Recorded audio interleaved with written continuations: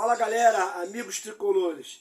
Amigos, eu gosto muito de uma citação que é atribuída ao Garrincha na Copa de 58, quando o então técnico Vicente Feola fazia lá a sua preleção com os termos técnicos da época, né? Você vai marcar aqui, você vai adiantar, você vai fazer o corredor, você vai adiantar a linha de marcação, você vai fazer a saída próxima ao zagueiro, e o Garrincha está lá com o dedinho levantado. E o Feola não para de falar, está fazendo as suas projeções táticas para o jogo contra a extinta União Soviética, e o Garrincha continua com o dedinho levantado, e como ele não abaixava o dedo, o Feola perguntou: Garrincha, você quer falar alguma coisa? Ele falou: professor, vocês já combinaram isso tudo aí com os russos? É mais ou menos isso aí, amigos. Esqueceram de combinar com o São Paulo o dinizismo de ontem. Tinha um adversário do outro lado, o São Paulo não é um Cuiabá, não é um Juventude. Estou vendo muita gente lamentando aí o empate na casa do São Paulo como se tivesse sido 2 pontos perdidos. Será que foi? Vamos falar um pouquinho disso aí também, fazer uma sinopse do jogo de ontem. Deixa eu me apresentar. Eu me chamo Harrison Farina, esse é o canal Eu Sou Tricolor, é o canal da torcida do Fluminense, esse é um canal de torcedor para torcedor. A gente vai estar sempre junto aqui, falando e abordando as principais notícias do Fluminense, os jogos, as atuações e muito mais. E se inscreva também no nosso Instagram, Eu Sou Tricolor. Bom, gente, o Fluminense enfrentou ontem o São Paulo pelo Brasileiro, empatando de 2-2, marcaram para o Flu André e o Manuel, que virou zagueiro artilheiro, né? Tá toda hora beliscando e fazendo dele. E a gente fazia uma expectativa muito grande em relação à tabela, a sequência, grandes vitórias. O Fluminense poderia dormir na liderança ou até dependendo de resultados, até o jogo do Palmeiras e Cuiabá, que vai acontecer hoje. O Fluminense poderia se manter na liderança, e essa é a expectativa de todos nós. E o jogo começou dessa maneira, com o Fluminense dominante, com posse de bola, criando chances, o São Paulo assustado.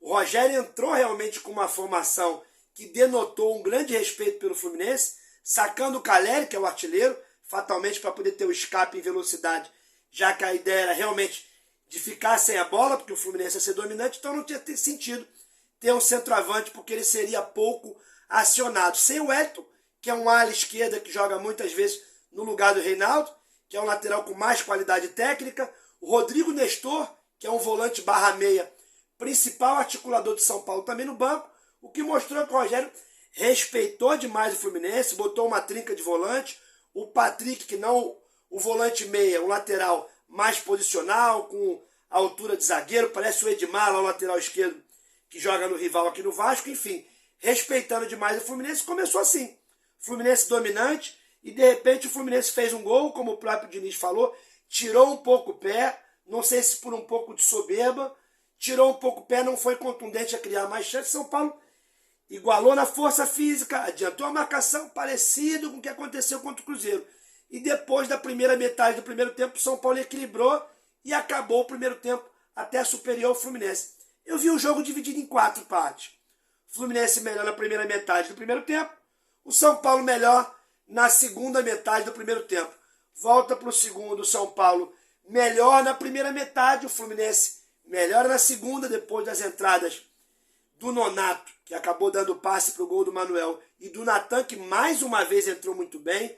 É muito importante que o Natan continue no plantel, vai ajudar, a gente tem falado sobre isso, e ontem completou o 7º jogo no Brasileiro, que dificulta, né, a sua saída para outro clube, pelo menos da Série A do Brasileiro. E o Natan vai nos ajudar muito, é por isso que é muito importante a gente não desistir de jogador. Todo mundo vai ser importante em algum momento. Mas eu estou vendo muita gente lamentando. Poxa, perdeu, empatou com o São Paulo, perdeu 2 pontos. Gente, o Fluminense poderia ter ganho o jogo ontem, mas poderia ter perdido também. São Paulo criou até mais chances claras do que o Fluminense. Mesmo na segunda metade do segundo tempo, onde o Fluminense teve mais a bola, o São Paulo teve 3, 4 ataques ali, e o Fábio salvou o Fluminense. Uma com o Luciano, que finalizou, outra com o Caleri, que se não me engano finalizou 2 vezes. O Fluminense poderia ter ganho, mas poderia ter perdido também. Então não é questão de otimismo, de ver o copo meio cheio, ou pessimismo de meio vazio. O Fluminense enfrentou o São Paulo. Esse mesmo São Paulo que eliminou o Palmeiras da Copa do Brasil. o Palmeiras, que é tido pela mídia como a melhor equipe brasileira. E uma coisa é você ganhar num jogo, de repente, de um jogo só, mas você eliminar com 180 minutos decidindo na casa do adversário, não é fácil. Ah, mas o Palmeiras jogou muito melhor. Não interessa, o São Paulo tirou o Palmeiras. O São Paulo está brigando na parte de cima da tabela. Tem bons jogadores como o Patrick, como o Luciano, como o próprio Caleri. Enfim, jogando no Morumbi não é fácil, para mais de 40 mil pessoas. Uma atmosfera desfavorável, embora a torcida do Fluminense, para perceber de casa, né? Assim, um jogo que não parou de cantar, nenhuma novidade nisso. A torcida do Fluminense apoia sempre o jogo todo, dentro ou fora. Mas, enfim, o Fluminense ganhou um ponto na minha concepção. Quem é que vai conseguir chegar no Morumbi e ganhar o São Paulo? Vão ter poucos times que vão conseguir fazer isso. É de lamentar a perda de ponto para o Juventude no dia da Poça Alagado, perder o ponto para o Inter dentro de casa, perder para o Atlético Goianiense dentro de casa. Esses sim são resultados que não estão computados dentro daquilo que se possa prever. Mas empatar com o São Paulo, que briga na parte de cima da tabela fora de casa, ainda mais para o jogo que foi, o São Paulo fez um jogo igual ao do Fluminense. Pela primeira vez eu vi um jogo que o Fluminense não foi tão dominante ao adversário, ou pelo menos mais dominante. Eu vi um jogo de uma certa forma equilibrado, e na minha concepção, sem nenhum tipo de clubismo, o empate refletiu aquilo que foi o jogo. Mas eu queria falar com vocês sobre o dinizismo do Fluminense, o dinizismo do técnico Fernando Diniz.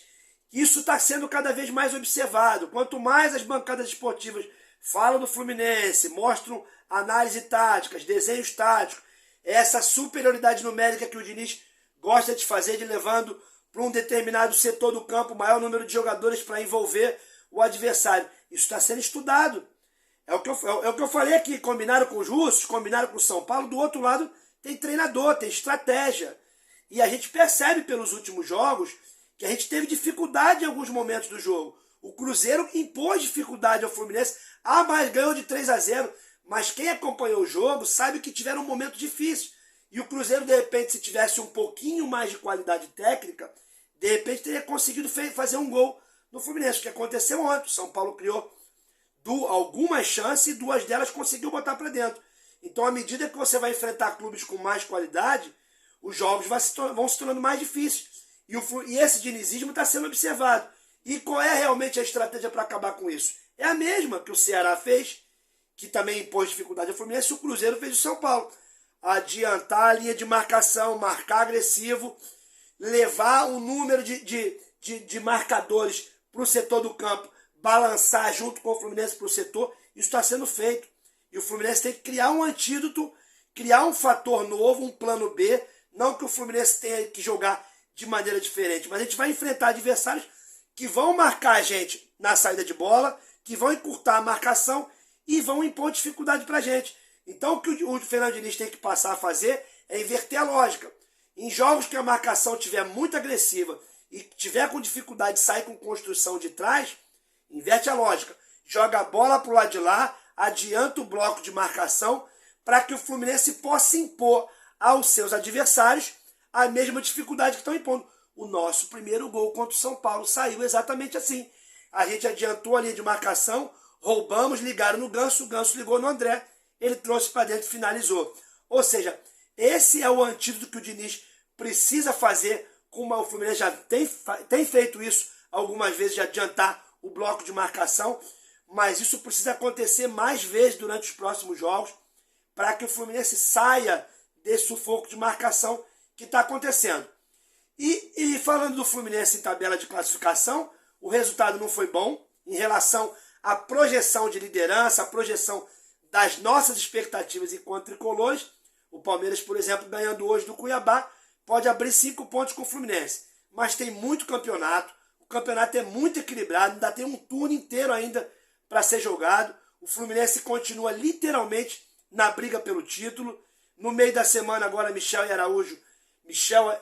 Araújo e Marrone já poderão ser relacionados. São mais opções para que o Fluminense possa ter. A gente viu ontem alguns jogadores jogando abaixo do seu nível técnico. O Ares e o Samuel Xavier são um destes que jogaram muito abaixo do que vinha jogando. Isso se reflete muito também no número frequente de atuações. Como o Diniz joga sempre com o mesmo time, sempre com a sua força máxima, mudando às vezes por lesão ou por essa troca de volante constante que ele tem feito, começando com Iago, Nonato, Martinelli, mas fora isso, é sempre o mesmo time. Então pode ser também sinal de desgaste, e por isso é importante ter jogadores com qualidade, como o Michel e o Marrone, que vão fazer parte dessas próximas opções. O Natan, que entrou muito bem ontem, para que o Fluminense possa oxigenar o elenco e a gente continuar firme brigando pelo título.